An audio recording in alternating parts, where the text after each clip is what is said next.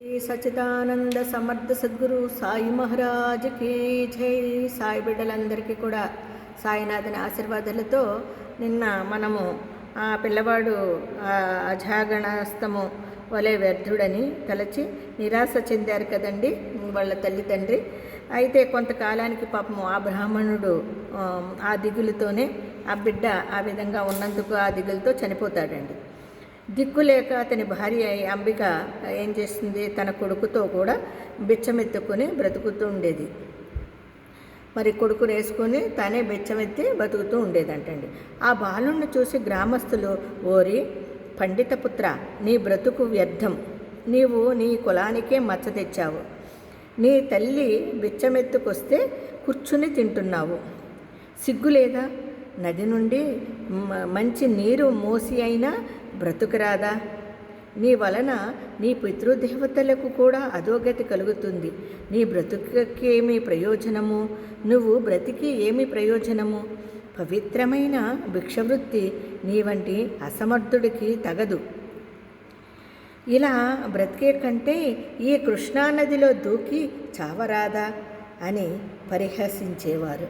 పాపం ఇలాగా ఆ పిల్లవాడిని ఈ విధంగా ఇరుగు పొరుగు అనేవారటండి.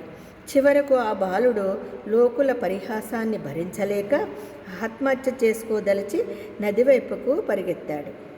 అతనిని నివారించగల శక్తిని కోల్పోయిన అతని తల్లి కూడా నిస్సహాయురాలై తాను కూడా ఆత్మహత్య చేసుకోదలిచి అతని వెంటే పరిగెత్తసాగింది.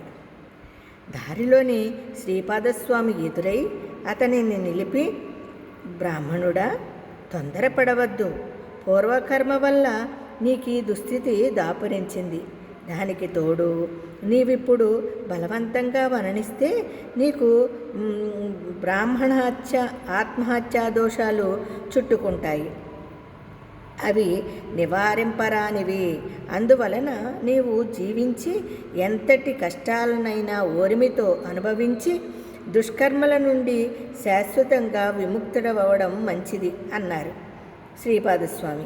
అంబిక శ్రీపాదస్వామికి నమస్కరించి, స్వామి, ఒక వంక భర్తను కోల్పోయి మరో వంక వ్యర్థుడైన ఈ పుత్రుని వలన ఎటువంటి సద్గతి ఆశింపజాలని నన్ను చూడడమే మహాపాపంగా లోకులు పరిగణిస్తున్నారు స్వామి, నేనిక బ్రతికి మాత్రము చేయగలిగినది ఏమున్నది అన్నది.